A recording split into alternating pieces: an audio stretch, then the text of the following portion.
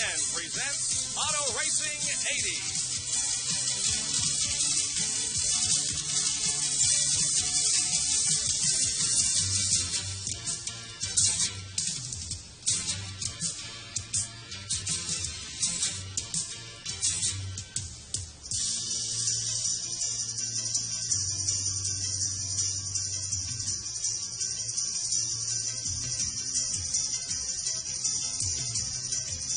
Auto Racing 80 is brought to you by Natural Light Beer. Taste is why you'll switch to Natural Light. Good evening, everyone. Bob Jenkins along with Larry Nuber at the Indianapolis Speedrome. The auto racing programs we presented to you earlier have been USAC or ASA, Sprint, Midget, or Stock Car races. Tonight, the very basics of racing, an Outlaw Stock Car program here at the Speedrome. Bob, so very true. It's grassroots racing. Very few of these drivers are professional racing people. They may be the local attendant at the gas station, he may be the mechanic at the garage, or maybe the man you work next to in the factory. They're hobbyists, but their first love in life is automobile racing, and they're here tonight maybe just for love of sport, but a few of them might have hopes of moving up to maybe USAC or ASA someday. The names of the drivers here tonight you probably won't recognize, with the exception of one. Well, nobody really knows exactly why he does it. He says it's because he just loves racing like the rest of the guys here. But Bobby Allison, the same Bobby Allison who has won the Daytona 500 and so many other races on the NASCAR Grand National tracks in the South, is here tonight. Earlier this evening, Larry had an opportunity to talk with Bobby Allison. It's a very interesting interview. I think you'll enjoy it. Bobby Allison of Hueytown, Alabama is probably one of America's best-known contemporary race drivers because not only can we watch Bobby on the super speedways of the South and across the country, mostly on Sunday afternoons on television, but Bobby also travels from track to track, the small tracks, the short tracks, the grassroots of America to compete week after week. And Bobby, to start this, let's go back. How about the names of Ernie Reeves, Rod Perry, Mike Hudson, Rags Carter? Now, they don't mean too much to most racing fans, but how about to you? Well, those are guys that were really hot shoes when I first broke into racing back in Miami, Florida, in the Miami area, back in the late 50s. And, several of them were my heroes, and Rags Carter today is still winning features at about age 53. He still gets the job done. He's an incredible guy, and, several of those guys were good personal friends of mine, and we've fallen a little bit out of touch, but I still think a lot of them, and I saw Rags a few weeks ago, so it brings back good memories. Bobby, what's the difference between you and Rags, who are still active, and all those other drivers who no longer race? Well, I think it's the difference between guys that enjoy what they're doing and guys that really kind of got hooked into the idea that it was some extra money that they could make, but it was a lot of extra effort that they had to put into it, too. And consequently, it became work, and when it becomes work, then really you sit down and it isn't worth it. Bobby, we're on the outside of the first turn of a 5th-mile flat paved racetrack on the east side of Indianapolis, Indiana. I would estimate it's about 1 million miles from the Talladega Speedway, which is 2.67 miles in length, banked over 3 stories high. The obvious question, why? Well, I still really enjoy racing. I've had a lot of success on the big speedways, and I love that kind of racing. And, I wouldn't trade it for this, but I do really enjoy the short track racing.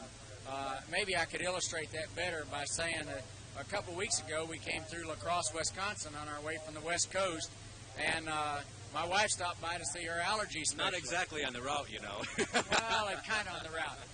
The reason we were there is because my wife sees an allergy specialist there a couple times a year that's helped her a lot, Dr. Morris out there. And she got done with her appointment and came back by the motel and said, well, let's go to Michigan. I said, well, it's race time, race night in La Crosse. I'm going out to the races. So I went out supposedly to watch, but I ended up driving Mike Miller's car and won the feature. So congratulations. I wasn't aware of that. Well, it was one of those fun deals. Bobby, your most serious injury in the past 5 years came on, I believe, it was a quarter-mile track, wasn't it? Actually, a 3rd-mile racetrack over in Elko, Minnesota. Is it really worth risking all you have going with the Grand National cars, even considering that? Well, I don't think you can, I don't think you can schedule that in or out of your future or your past. I don't think that I could, for instance, turn to the right now and cause something to happen that wouldn't happen if I turned to the left. That's just an event that came up in my life. It was unfortunate. It is a chance that we take, but I think that to really, to really race completely like I do, you have to accept the idea that you may get hurt, whether it's at Daytona or Indianapolis Speedrome. Are you the hot setup here tonight? Well, the car's running real good. Are you going to win? I hope so, but we'll know when the checker falls. Well, Bobby will have a lot of competition here tonight, and we shouldn't slight the local drivers. There are some very famous names locally here tonight, and there are some very good race drivers.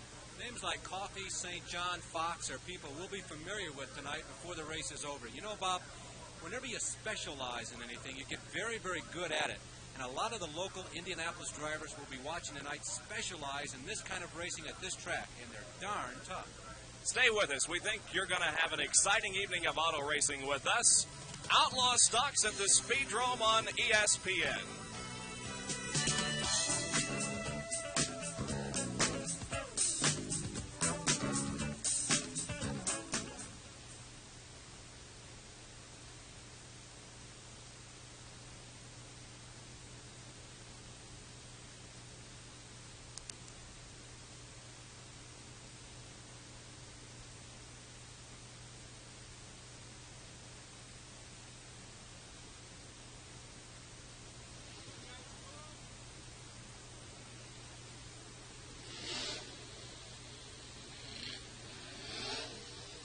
Jenkins and Larry Nuber at the Indianapolis Speedrome with Outlaw Stock Car Racing.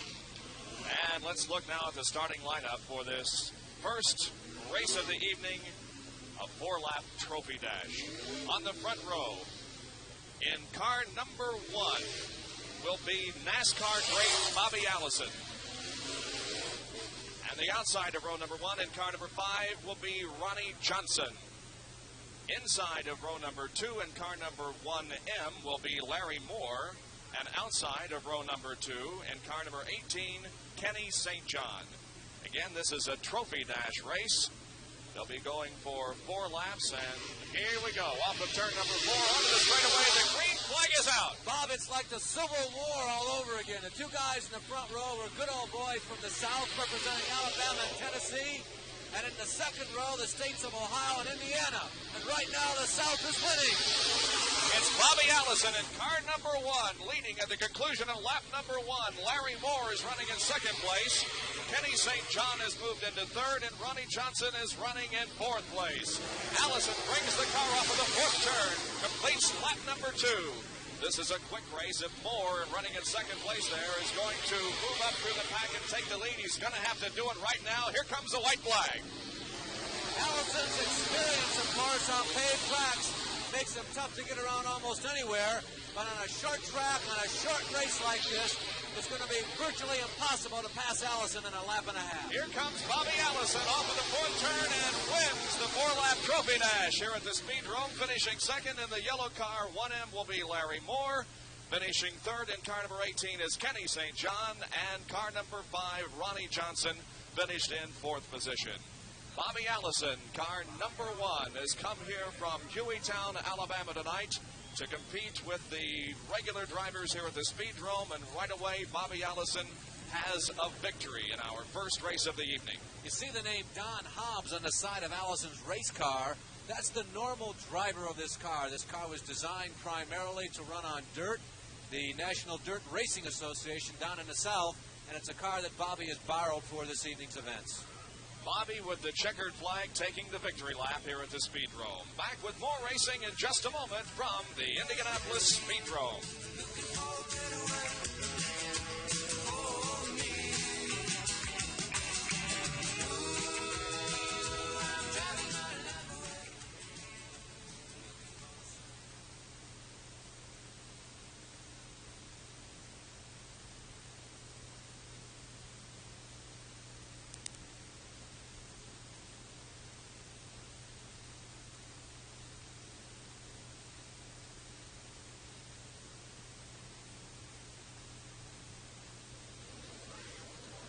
Ready for our first of several heat races here tonight at the Speedrome. We have 8 cars ready to go in this race. And Larry, maybe we should go over at this time the races that we will be seeing here tonight. We have fast heats and slow heats, a fast semi and a slow semi, and a fast feature and a slow feature.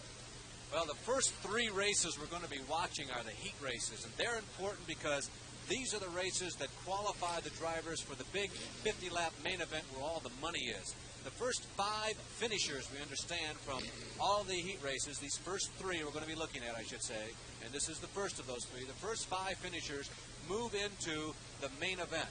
Now, the 3 cars that do not finish in the first 5 in this race, they've got one more chance. There's a semi-feature or last chance race, whatever you want to call it. But the reason for this race is to qualify for the main event. Well, bowling stars like Mark Roth, Earl Anthony, and Nelson Burton Jr. will be back in action on ESPN again Friday, July 18th at 8 p.m. Eastern Time as your Total Sports Network brings you the Southern California Open. Stay with ESPN for all the strikes and spares of the Professional Bowlers Association Tour throughout the summer and fall. Well, some of the cars that competed in the first heat or the trophy dash here this evening will also be in this first heat race. And 2 of those cars have not come out onto the racetrack yet here in front of the grandstand at the starting line. So we're waiting on those cars to make an appearance. But we can now run over the starting lineup for this first heat race of the evening. In the first row, in car number 64, pole position belongs to Jeff Rice. Outside of row number 1, in car 77Z, Jack Barkley. Row number 2, car 57, Jerry Reynolds, and 69X, Dave Lewis. In row number 3, car 5PH, driven by Ray Bray. Outside row number 3, in car 11, Bob Coffey. Row number 4 has Bobby Allison in car number 1, the winner of our trophy dash here this evening. And on the outside of row number 4, in car number 18, Kenny St. John. Once again, Larry, local talent against Bobby Allison and some other drivers who have come in here at the Speedrome tonight to compete. Not only that, but we're getting a good taste of what really local short track stock car driving is all about. In this race, we have a 1956 Chevrolet. You can see the orange car, second from the right on your screen there. A 1956 Chevrolet, and the PH5 race car, one of those that we're waiting on, is a 1980 Camaro. So 24 years difference in the bodies on a couple of race cars in this race. Of course, that's something you just don't see in any other form of racing. If you go to any of the major sanctioning bodies, all the cars are within 1, 2, 3 years or current year vintage. There is a brand of racing out in the East known as the NASCAR Modified Circuit, where they run Gremlins or old 1930s and 40 coupes. But never do you see the blend like you do in local short track racing. Well, the cars now move away from the infield area here in front of the grandstand and begin to assume their positions for the first heat race of the evening, and 1 car will not be starting. We'll go with 7. It happens every time. The one we talked about, the one we said look for, is not coming. So the 80 Camaro Bray will not be in this one. But we might make mention that the Camaros of Bobby Allison and Kenny St. John are of 1979 and 80 finish. You're watching on your screen the pole sitter for this first heat race, Jeff Rice, driving car number 64. Now you're going to see much different racing here tonight. The cars are not going to be going quite as fast as some of the races we brought you, the sprint and midget, even the other ASA stock car races. The cars just can't attain that much speed on this short 1/5 mile track. And besides that, you're going to see a little bit of bumping out there. In this kind of racing, the cars can get together and bump around with little injury to the driver or car. The green flag is out, and we're racing in our first heat race of the evening. Jumping out in the lead is the old Chevy driven by Jack Bradley, car number 77, the orange car. Running in second place would be Jeff Rice in 64, but moving up quickly in 69X on the outside is Dave Lewis. Lewis tries on the outside but can't get around. Meanwhile, we have trouble there in the backstretch as Bobby Allison. Bobby Allison has become involved in a crash with Dave Lewis in car number 69X, and that means that the race will be red flagged. The track is virtually blocked with Allison there. Now he backs down into the infield, but still with the contact over there in the backstretch, the red flag comes out. and we will have a restart of this race. Allison, meanwhile, it looks like will be headed for the pit area, and perhaps that car sustained some kind of damage that they'll have to take a look at here. So Bobby Allison involved in an accident with Dave Lewis in car number 69 here in the early stages of this first heat race. There's a good look at Bobby Allison as he awaits to get the word on whether he will move into the pit area or stay out there in the infield. They are allowed to go into the pits here, the rules for the racing tonight, and make repairs. And as long as they see the sign One-Armed Bandit on the back of Bobby Allison's car, that is not Bobby Allison's nickname. We mentioned earlier that Don Hobbs is the normal driver of this race car. Back to the rule about making repairs. You can go back into the pits during a red flag at this track here this evening, make repairs, and you can come back out on the track and take up the position you were in when you left the track, provided that you're not the reason for holding up the race. Well, Allison apparently is checking that car over, and it appears to be running all right. He apparently is going to stay out there on the racetrack and compete in this first heat race. Meanwhile, on the backstretch, the cleanup work is being done to the car driven by Dave Lewis. The car up against the outside retaining wall there in the backstretch, and the wrecker is about to carry it off of the racetrack. You can see the crew member there looking underneath the car to see if there is any serious damage. Well, you have a unique situation here, Bob. Dave Lewis owns his own wrecker and towing company, so he has a lot of experience in what's happening to his race car right now. Well, your leader, when the red flag came out, was Jack Barkley in car number 77, the old car that we have referred to here. And running in second place when the red flag came out was car number 64, driven by Jeff Rice. Running in third position was car number 57, driven by Jerry Reynolds. And running in fourth position, car number 18, Kenny St. John. Running in 11th position would be running in fifth position, car number 11, Bob Coffey. And apparently Bobby Allison will start this race again as he has lined his car up here on the straightaway. There is Dave Lewis's car being pulled off of the racetrack back into the pit area. The leader in this race up to this point, Jack Barkley, in the number 77, the orange Chevy, he's been involved in quite a number of crashes this season. We noticed that he had built about a 3 or 4 car length lead before the red flag came out to stop this race, and I'm sure he's hoping that he can stay out of trouble tonight. We understand it's been a pretty rocky season for him up to this point. Of course, the interesting thing we're going to be watching for here, remember the first 5 cars going to the main event. Allison is now 6th in line. He's in 6th position. We've completed about 1 lap, so watch for that white number 1 of Bobby Allison and that black and yellow 18 of Kenny St. John to move it. All right, the green flag is out, and we're back to racing here. Barclay still leading this race over Jeff Rice and car number 57, driven by Jerry Reynolds. Let's watch him here in turn number 3. Here they come off of this corner onto the straightaway, and still Barclay leading. We have completed 2 laps, and they will run 15 in these heat races. Barclay in car number 77 continues to lead. You can see some bumping going on in the pack there on the backstretch. Now a serious challenge by Jerry Reynolds. Reynolds takes over the lead as Barclay gets very high in car number 77 in turn number 4. So the new leader is Jerry Reynolds in car 57. Make that car number 11, driven by Bob Coffey. Bob Coffey, a regular here at the Speedrome, or somewhat. As a neat move coming off of the second turn there, put Bob Coffey in the lead in car number 11. Bobby Allison continues to move up, and Allison now moves into third position. Bobby Allison in car number 1 there on your screen, coming off of the fourth turn, is now in third position. We have completed 5 laps, and we've got a long way to go, so it's certainly not out of the question that Allison can come on and win this race. A good battle, meanwhile, going on for the lead between Bob Coffey in 11 and car number 18, driven by Kenny St. John, and St. John now takes the lead, and Bobby Allison tries to move into second place. Allison on the inside, and Allison does go into second. Kenny St. John has won 8 of the 7 Outlaw Stock features run at this track this year. Allison is now leading this heat, or rather St. John is now leading this heat. And the NASCAR champion, Bobby Allison, is right on his back door. So we'll watch the local driver, Kenny St. John, 7 of 8 wins in 1980 on this track against the national and almost international champion, Bobby Allison. We have completed 8 laps. He'll be coming around this time to complete lap number 9. Watch Allison as he tries to get around here on this short track. He can't go to the inside, so he's going to try the outside maybe. Can't get around there either. Still settles for second place.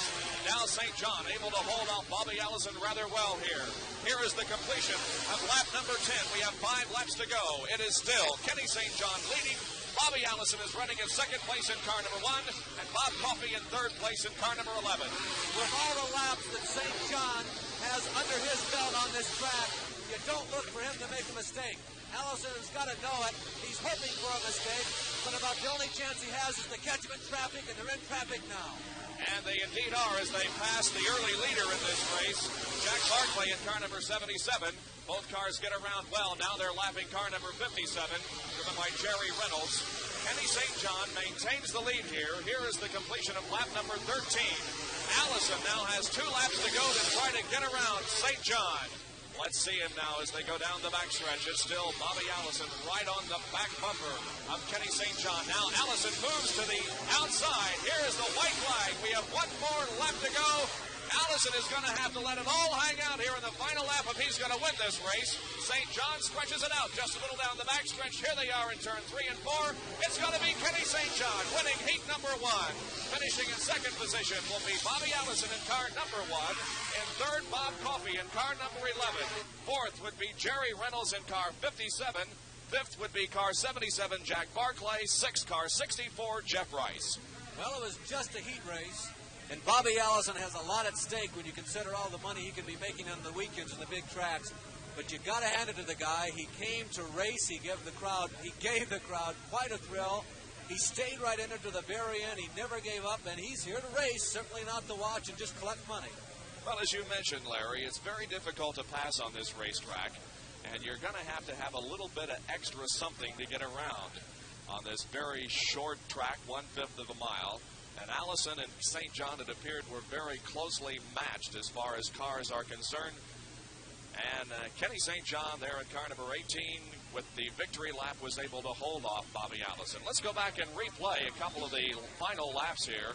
As we can see, Allison there in car number 1 trying to close the gap in the turns. It appeared that St. John was able to stretch it out just a little in the straightaways, but Allison able to close up the gap in the turns. You can see Allison almost getting right up and bumping St. John.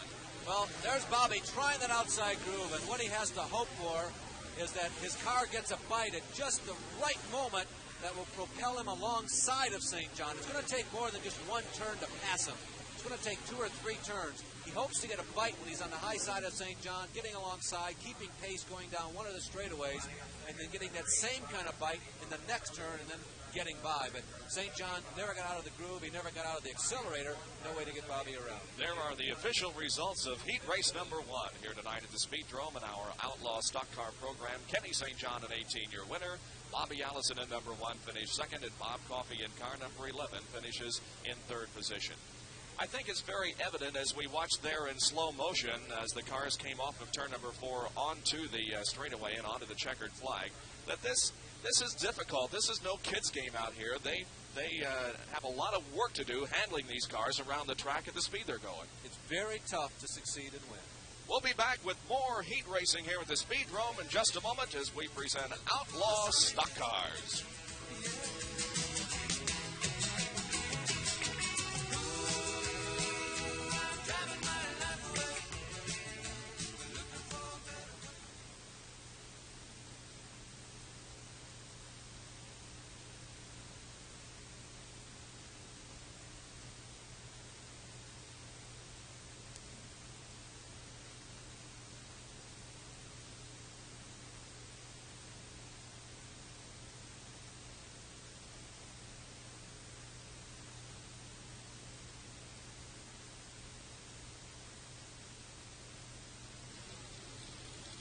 All right, the cars moving out onto the track now for the lineup of heat number 2 here tonight.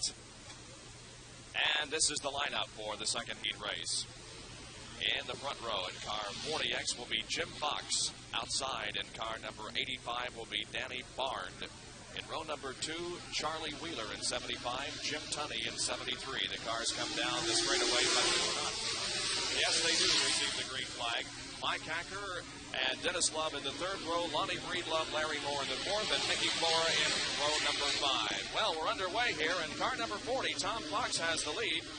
as we come down to complete lap number 1. It is Jim Fox leading in car number 40. On the outside in car number 75, Charlie Wheeler gets around and now takes the lead. Wheeler is leading in 75. Running in second is Jim Tunney in car number 73. And car 0, Lonnie Breedlove, is third. Charlie Wheeler, the leader, is running his backup car. His frontline car was destroyed about a week ago at a place called the Henry County Speedway, also here in Indiana. But the backup car is running pretty well. The man in second position, that metallic blue number 0, Lonnie Breedlove, who is more than close. He is all over the back bumper of Wheeler. There he is challenging on the inside. Is a veteran of the big track. And Breedlove takes the lead as they come off of the fourth turn. It's Lonnie Breedlove now leading. Larry Moore in the yellow car, 1M, is running in second position. And Charlie Wheeler has dropped back to third. Lonnie Breedlove in car number 0 comes down and completes lap number 5. Once again, this is a 15-lap race. We've got 10 to go. Both Breedlove and Moore have the unique distinction of flying out of a high-bank half-mile racetrack. Lonnie Breedlove has gone over the wall and sailed about 50 or 100 feet at the Salem Super Speedway in southern Indiana. And Larry Moore has been out of the Winchester Speedway, also in Indiana. Both of these drivers, the veterans of the big tracks, and they're going to put on quite a race, I bet, Bob, for the last 6 or 7 laps here. Well, this is definitely their race, as Breedlove and Moore have moved well out in front of the third-place car. And Breedlove and Moore are battling for the lead here. Jim Tunney there in car number 73 has spun on the backstretch. Tunney was running in 4th position. The spin cost him 2 spots. He's back on the racetrack, and he's underway. He's still in a qualifying position. Meanwhile, the battle for the lead continues. Breedlove still has the lead, but Larry Moore is right behind.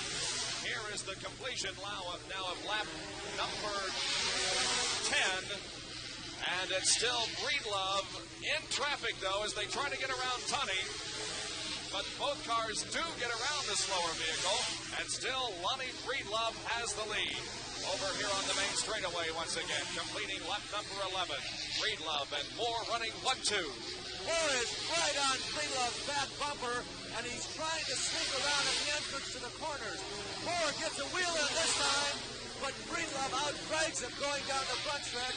Larry Moore has given up on that high groove. He's trying to catch Breedlove off guard as they enter either the first or the third turn. There's turn number 4 off the 4th turn down the front stretch. We're nearing the final stages of the race, Bob. And the cars now will be coming up on some slower cars, and perhaps that will spell the difference. We'll watch here. They're both able to get around one of the slower cars. Here is the white flag. 1 more lap to go. It's still Breedlove maintaining the lead with Larry Moore running in second place. Moore would like to get around on the inside. Let's see if he can. No, the slower car is going to prevent him from doing so, and Lonnie Breedlove will come along and win heat race number 2 here this evening. Lonnie Breedlove in car number 0 is the winner of the second heat race. Finishing in second position would be Larry Moore in car number 1M. In third position, car number 75, Charlie Wheeler. Fourth will be car number 30, Mickey Flora.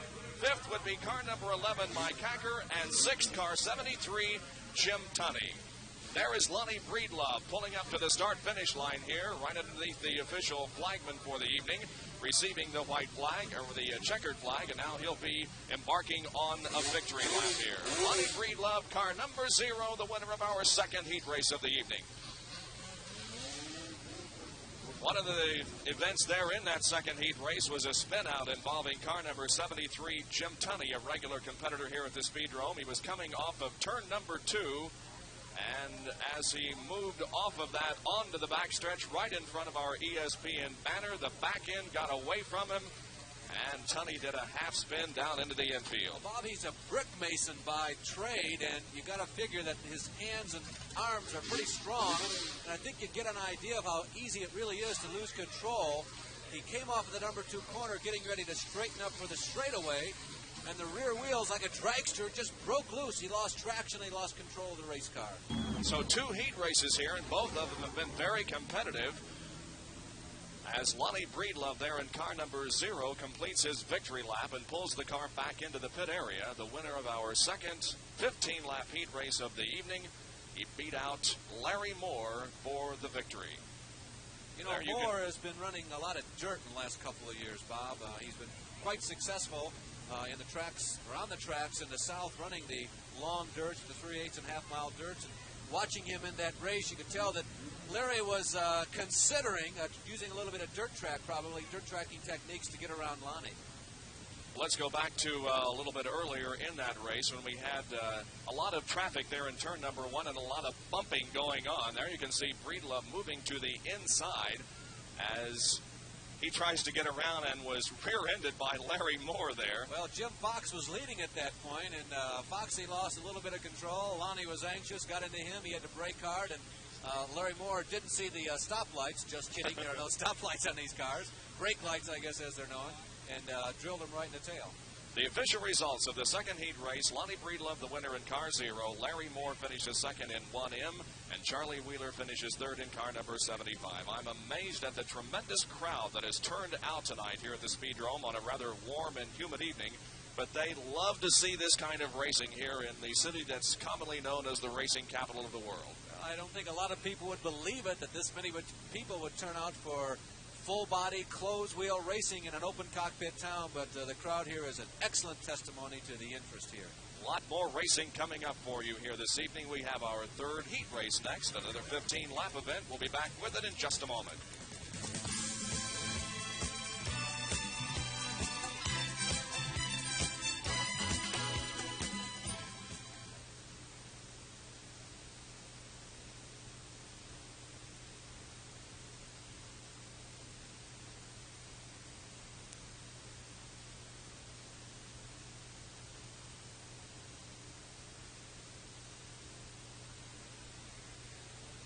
As you can see, a very clear night here in Indianapolis, the moon shining brightly, and we're ready for our third heat race of the evening. One of the competitors in this heat race is Charlie Reed, and earlier this evening, before qualifying during the practice period, Larry Nuber had an opportunity to talk with Charlie Reed.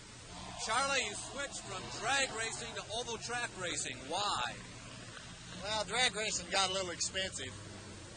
What about the race car you have now? It's one of the best cars out here. Certainly it didn't come cheap. Well, it's getting about as expensive as drag racing was. You know, the reason I changed over was because drag racing was getting out of hand, but this is doing the same. Charlie, you run a gas station during the week when you're not racing. You certainly aren't making an excessive profit. How much money is in this race car you're driving? About $20,000. You have $20,000, and yet later tonight, you might even consider running in the figure eights? Yeah, I'll definitely run figure 8 if nothing happens in the oval. Charlie, why would you do that? Why would you risk that car? That's part of racing. Very quickly, the starting lineup for this third heat race: Danny Napier in number 7 and 77 John Hanlon on the front row, 88 Rick Thomasak and R4 Charlie Reed in the second row. Car number 43 Billy George and 31 Bob Fields in the third row. Car number 12 Wayne Arnold and car number 5 Ronnie Johnson in the fourth row. 8 cars. This is the third heat race of the evening. 15 laps to go. The cars are in the backstretch. They've been told that if they're in formation this time around, they'll get the green flag. Let's see what happens. Here they come. Off of the fourth turn. The green is out. The green flag is out. The acceleration begins down the main straightaway here. Still the front row running side by side. Now it's Danny Napier in the green car moving out into a lead here. Running second now. In the blue car on the outside, that would be car number 88. That's driven by Rick Thomasak. Thomasak takes the lead now as they come down to complete lap number 1. Car number 43, Billy George, is running in second place, and moving into third place now at car number 12 is Wayne Arnold. Here they are, completing lap number 2. It is Rick Thomasak leading. Still running in second position is Billy George in car number 43. As Thomasak leads, he's being challenged by a driver who's got not only a brother, but also a father who'll be racing here tonight. The George family is quite well represented. One of the brothers, Billy, in one of the sleekest looking machines out here, is challenging Rick Thomasak for the lead. Here they are, coming over turn number 4. Thomasak maintaining the lead, but George is right on his bumper. Now George moves to the inside. George down the backstretch takes the lead. We have a new leader. It's Billy George in car number 43. Dropping back to second place now is Rick Thomasak. Running in third is car number 12, Wayne Arnold. And fourth would be car number 5, driven by Ronnie Johnson. Wayne Arnold, our third-place car, is beginning to smoke quite badly. Arnold just pulled to the high side of the racetrack in the third turn. There are the first three cars. Billy George, the leader.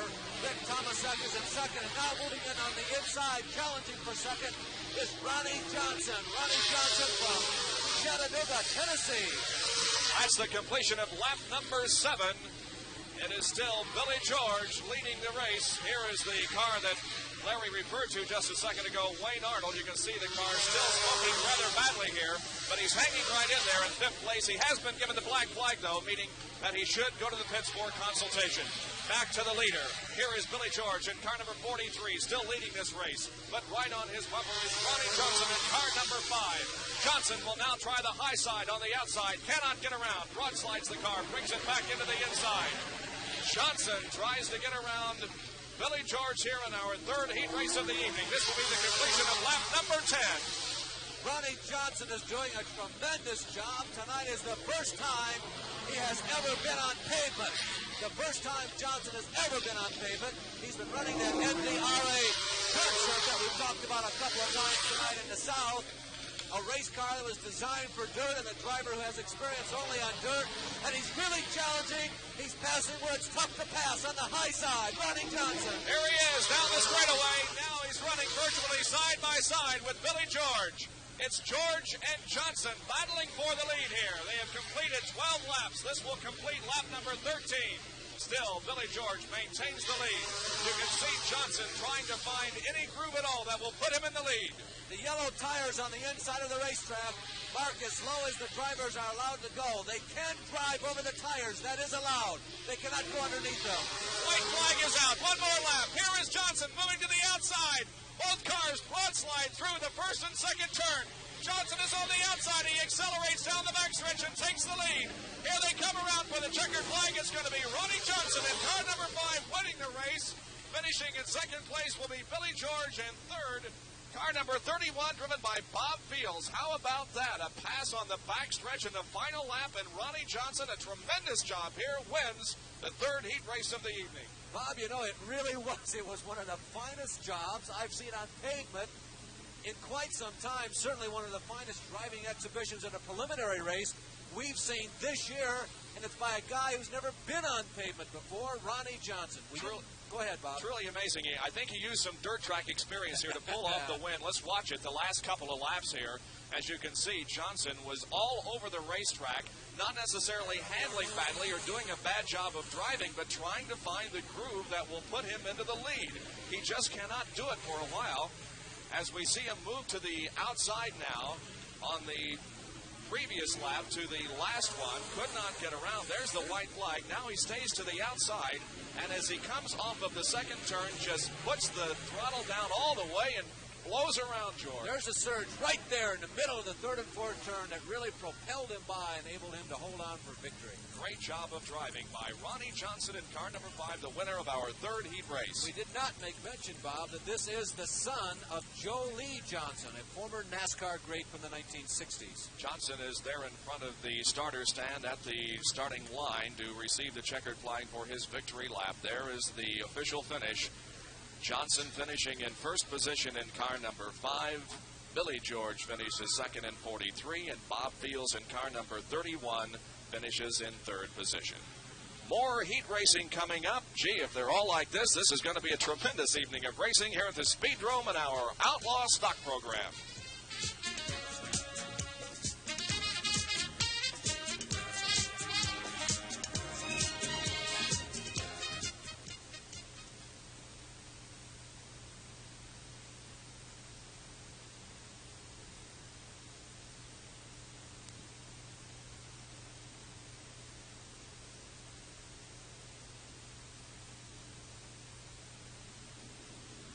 All right, we're ready to begin our racing program again here at the Speedrome. The starting lineup for the first heat race in Division B, or the slower qualifiers. In row number 1, car 45, Paul McDougall. Outside, car 90, Larry Day. Row number 2, 69, Dean Sizemore, and 6, Bob Clark. Row number 3, car 32, Gary Gross, and 56, Don Burke. In the fourth row, car 8, Chuck Hargraves, and 94, Larry Decatur. And on the tail end of the field in car 2B will be John Bradley. We were supposed to have 9 starters in this race, but only 6 have made their way out onto the racetrack. And Paul McDougall, Larry Day, and Bob Clark are not out there. So we'll begin with 6 cars. The yellow flag is continuing to be displayed, and will be at least one more lap before green. That's another unique aspect of the racing here. There are no divisions based on the way the cars are designed. You qualify for either the A or the fast or the B or the slow division on the basis of your qualifying time for the evening. So it's conceivable that throughout the season, one of the competitors we're watching here could move up into the faster division.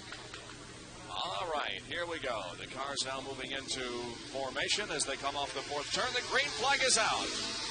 And we're racing here at the Speedrome once again. From the pole position, car number 69, Dean Sizemore, takes the lead. Now moving into 2nd place is car number 8, Chuck Hargraves. It is Sizemore and Hargraves here at the completion of lap number 1. Sizemore and Hargraves, the drivers running 1-2 in this heat, figured to be among the top runners here tonight in Division B. Sizemore has already won a B Division feature in 1980. We're talking about the orange car there on your screen. The number is 69. Running in 2nd position from Indianapolis, Indiana. One of the regulars here at the Indianapolis Speedrome, Chuck Hargraves.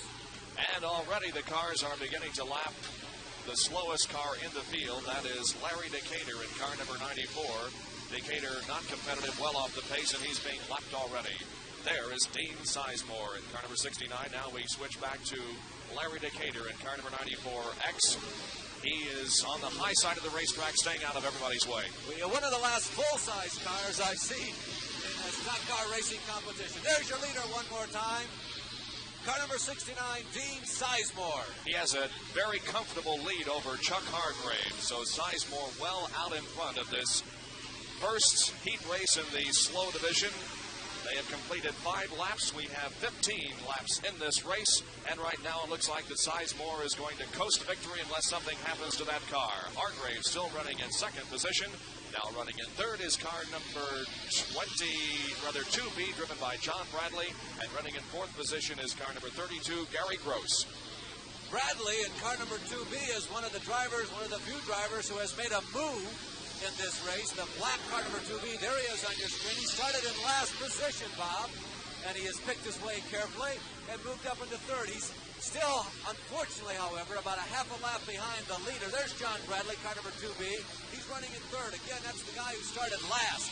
The leader is about a half a lap ahead, Dean Sizemore, and the 2nd position car is about midway between Sizemore and John Bradley there in 2B. Well, I think the left side of that car graphically displays that this isn't an easy business out here. You can see the damage that car has sustained in some of the other programs that it's competed in. But Bradley doing a good job with that car as he is hanging right in there in 3rd position. The leader is car number 69.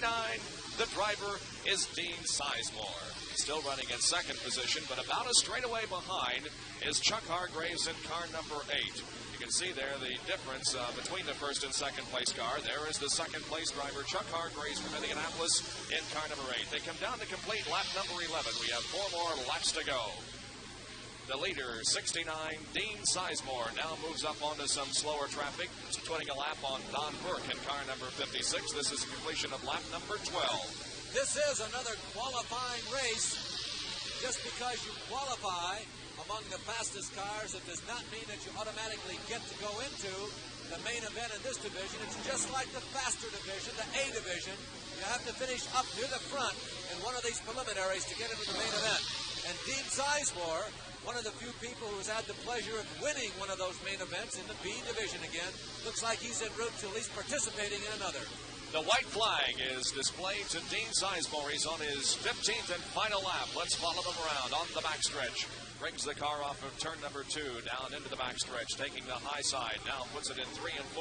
Brings it off of the turn onto the main straightaway. Dean Sizemore wins the first heat race in Division B here at the Speedrome tonight. Finishing 2nd will be Chuck Hargraves in car number 8. 3rd was John Bradley in 2B. 4th was car number 32, Gary Gross. And 5th, car number 56, Don Burke. So Sizemore takes his car to the main straightaway here and brings it to a halt, takes off the crash helmet, and will be receiving the checkered flag, and will take it around the track for a victory lap. I think we've referred to the fact earlier this evening that these drivers do not wear driver's uniforms. They're wearing T-shirts and blue jeans. Well, it's a big change, but we might also point out that there truly is not the extreme element of danger in this kind of racing as there is on the half-mile and the longer third and 3/8 mile tracks that we've seen earlier this season on ESPN television. Although the driving suit, the driving uniform, which is fireproof to a certain degree, is something that the racetrack officials here encourage, but it is not obviously required. Well, living legends from the world of professional tennis will be back in action on ESPN as your Total Sports Network brings you Grandmasters Tennis from Denver, Colorado. In order to play in the Grandmasters, a player must be at least 45 years of age, still be able to play tennis at a competitive level, and have won a national or world championship. Among those greats currently participating in the Grandmasters Tour are the popular Pancho Gonzalez, Frank Sedgman, the #1 senior tennis player in the world, Neil Frazier, and Mal Anderson. Join ESPN for Grandmasters singles and doubles semifinal action Saturday, July 26th at 10:30 a.m. and 5 p.m. Eastern Time. The singles and doubles finals come your way Sunday, July 27th at 4:30 p.m. Eastern Time, all right here on ESPN. The official results of the first heat race in the B division. The winner, car number 69, there he is, climbing back into the race car. Dean Sizemore, your winner in car number 69. Finishing second was Chuck Hargraves in car number 8. And third was John Bradley in car 2B.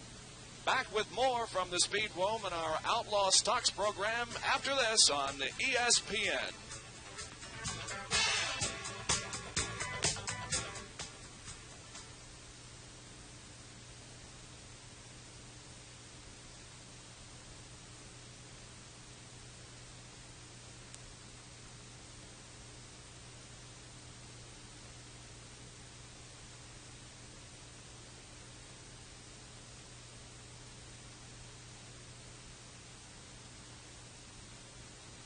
And this will be the second heat race in Division B. The cars moved out of the pit area onto the infield here now. One of the competitors in this event will be Junior Shirley, who will be driving car number 11.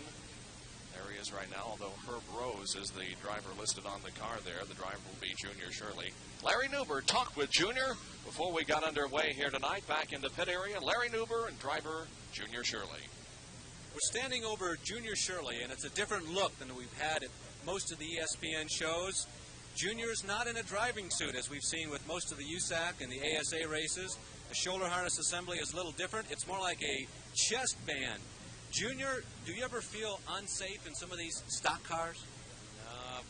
Once in a while I felt unsafe. I've crawled in some I felt unsafe, but I like it too well.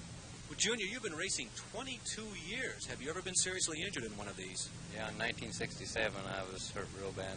What happened in that incident? Well, I got my chin tore off. Why stock cars? You've been running 22 years, certainly one of the most experienced drivers here. Have you ever considered going open-wheel racing or maybe running with ASA? Well, I run with ASA. I run with ASA late models for 3 years, and just too much money. It takes a big man to get into it. And there's bigger than the money that we got in these here. There's more money in these. Junior, you hear a lot of talk about money and where automobile racing is going in this day and age. You're still down in the grassroots of racing. Where do you see it headed? Well, I think it's here to stay. I think it's going to go on. I don't think racing's going to quit. Well, let's hope it doesn't. There is Junior Shirley now, ready for combat in car number 11. Very quickly, here is the starting lineup. In row number 1, car 94X, David Goodwin. And outside row number 1 will be Junior Shirley in 11S. Row 2, number 89, Bob Coffey Jr. and 46, Pete Farrar. In row number 3, car 7S, Gene Reed and 57X, Bill Tunney Jr. In the fourth row, car 10, Billy Arnold and car 70X, Charles Shearer. 8 cars ready to go in our second heat race for Division B, 15 laps. You know what we have in here? A 1964 Thunderbird. We saw Joe Lee Johnson's son win a heat race here earlier tonight. And if I'm not mistaken, Bob, I think that the Thunderbird is one of the cars that Joe Lee Johnson might have been successful in when he was running NASCAR. It's just a guess. I'm trying to remember some of those old magazines that are back home in a rack somewhere. You're not that old, are you? Cars move into formation now, and they're still going to be shown the yellow flag. We'll go at least one more time here before we get the green. You can see the cars bunched very closely together as they come down the straightaway here, but they do not get the green flag. The yellow continues to be displayed, maybe next time around. I'm also told to watch the orange number 10 with the big wing on top. He calls himself, in a matter of sorts, the living legend. There he is, Billy Arnold. He's raced for 30 years here at the Speedrome. He's 54 years of age, and I'm also told that he's been banned from racing here a couple times because, well, Billy doesn't back off. Billy Here goes. we go. And the green flag is out. The cars get the green flag as they move into the fourth turn. And Junior Shirley, the driver that we talked to and saw the interview of just a few minutes ago, jumps into the lead. As back in the pack, we have some bumping going on, but everybody gets it straightened out. And Junior Shirley has a comfortable lead here already at the completion of lap number 1. Running in second will be Gene Reed in car 7S. And running in third position, car 46, that would be Pete Farrar. There is 94X, that is David Goodwin, and he started on the pole, but is not doing real great right now. Well, he's the guy who had all the problems because that chain reaction. You see the car does not have any kind of specially built suspension on it. It looks like they got it almost right off the street. David Goodwin is having a hard time getting around this 1/5 mile oval. Well, Junior Shirley has done a great job of getting off into the lead here. He's got a sizable lead. There is car number 89, Bob Coffey Jr., who had an incident with the third turn wall over there, but that doesn't stop him. The tire is flat on the car. Now he comes down and bumps the wall coming off of the fourth turn. The tire was flat on the left side of the car in the front, and they had virtually no steering. Okay, Bob, we've got an interesting phenomenon going on now here at this racetrack, a special rule. The yellow flag is out, but racing continues. That's the first time we've ever seen that. The yellow flag is out, but the racing continues. The yellow flag is signifying to drivers that there's a problem somewhere on the track, but it is not severe. It's not severe enough to stop the race. There it is. There's oil or water dripping down the racetrack on the fourth turn. It's coming from the Bob Coffey Jr. car, number 89. Bob Coffey Jr., who's only 16 years of age, sits in this race car as the rest of the field continues to race around him. Now we have seen the red flag displayed. The red flag is out. Apparently this liquid dripping from the car has created unsafe conditions, and so the race is being red flagged. The drivers will stop their cars here on the main straightaway.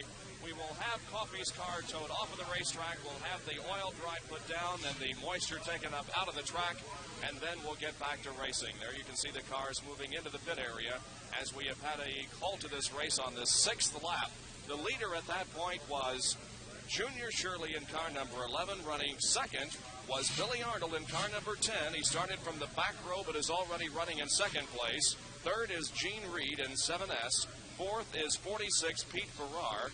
Fifth is 57 Bill Tunney Jr. And sixth, car number 70, Charles Shearer. There is your leader, Junior Shirley, in car number 11 as he patiently waits in the infield for the wreck to be cleared here on the main straightaway. And almost ominously, Billy Arnold creeps alongside. There's the car of Bob Coffey Jr. We told you he's only 16 years of age. His father, Bob Coffey Sr., has been running for quite a number of years. We're going to go back here in time a little bit and take a gander at what happened, how he got up against the fence. He came together there with another car in the racetrack. It looks like car number 57X, Bill Tunney Jr., and there's Coffey's car skidding out of control. He hits the fence on the high side of the number 3 corner as the car comes around the fourth turn. I don't know if we picked it up all the way around. You can see the tie rod apparently had also broken. There he's back in the accelerator, trying to get back into the race. You see the left front wheel turning to the left and the right front wheel, well, turning to the right. That's not the way it works, of course. And he hits the wall a second time, and it looks like this blow to the fence is what probably broke the radiator or the radiator hose. And the result of that, of course, was the liquid dropping down onto the racetrack. Well, the crews here at the Speedrome have very quickly moved onto the racetrack, and they've already got that car on the hook and are towing it away. And you can see the track official now putting down that oil dry compound. And he is walking back clear to the initial point of impact on the third turn. So the car did leak the oil or the water or whatever, the liquid, from the time he hit the wall there in the third turn, clear around to his last impact with the wall coming out of turn number 4. So it'll be just a few minutes here as we clean up the debris and get the moisture up out of the racetrack before we go racing again. It was a tough break for Junior Shirley. There you're looking at the 2 leaders. Shirley on the right, the orange and white car. The driver who will be running in second position when the race resumes will be Billy Arnold. Shirley had taken the lead at the drop of the green flag and had built himself a reasonably comfortable lead. It appeared as though had the race continued to run to its conclusion that no one would have caught Shirley. But Arnold, who has moved from the back of the pack, will start now right on the back bumper of Junior Shirley. Some of the fans watching the cleanup go on here at the track, patiently waiting for the resumption of this race. All kinds of race fans here tonight. Those two look like twins, maybe, who have their eyes on a special driver here tonight, maybe their father or some kind of relative, as they watch their friend or relative compete with the other drivers here. Well, stock car racing is an interesting phenomenon, Bob. It's as old as the hills, literally. It's where, as you pointed out in the open of the show tonight, where just about every race driver began at one time or another, this form of racing. It truly is the grassroots of American automobile racing. Stock car racing began to rise in popularity right after World War II. The war was over and people were looking for ways to occupy their leisure time, and of course the automobile has always captured the fascination of the American public and certainly the American male. And after World War II, it really began to accelerate around 1948, 1949, and 1950. And through the 50s and 60s, it's branched out into many, many forms, but this remains stock car racing, sort of the genesis, the beginning. That's where everybody started. I don't know whether that young man there has purchased those flags or whether he's selling them, but it looks like he could be the next Dwayne Sweeney, the official starter of the Indianapolis 500. Well, the cars have been restarted now, and we're ready to go back to racing. As Junior Shirley, car number 11, will be the leader of this event. Here they come down off of turn number 4. Green is going to be out. Look at the two cars come down side by side, bump each other as they take the green flag. It's a spin is what it is in turn number 1. But Shirley is able to keep going. And meanwhile, Billy Arnold is still stalled down there in turn number 1. Now here's the situation again. The yellow flag is out, but the race continues. The leader now is Gene Reed in car number 7S, as Arnold's car now smokes badly as it's stalled down there in turn number 2. He and Junior Shirley got together at the restart of the race, and as they went into turn 1, both cars spun, but Shirley was able to keep going. There is your leader. Gene Reed in car 7S. Running in second place would be car number 46, Pete Farrar. And third is car 57. Spinning again. Don't mean to interrupt, but old David Goodwin has been having his trouble in that 1971 Galaxy. He lost control again coming out of the fourth turn. We started to comment about the leader. There's David Goodwin. There's the leader, Gene Reed. Bob, it's one of my favorite cars here tonight. On the entry form, they ask him, who designed the chassis? Or it says chassis by whom, and it says by us. So that's an us chassis as car number 57 spins out. That's Bill Tunning Jr. Tunning Jr. is smoking badly, but continues in the race, gets the thing going, and gets right back out there into the thick of things. Gene Reed in car 7S, the yellow car, is the leader right now. He's completed 11 laps. This is the race that's been filled with spins and accidents here. Meanwhile, moving into second place, or just about to take over second place, is Junior Shirley once again.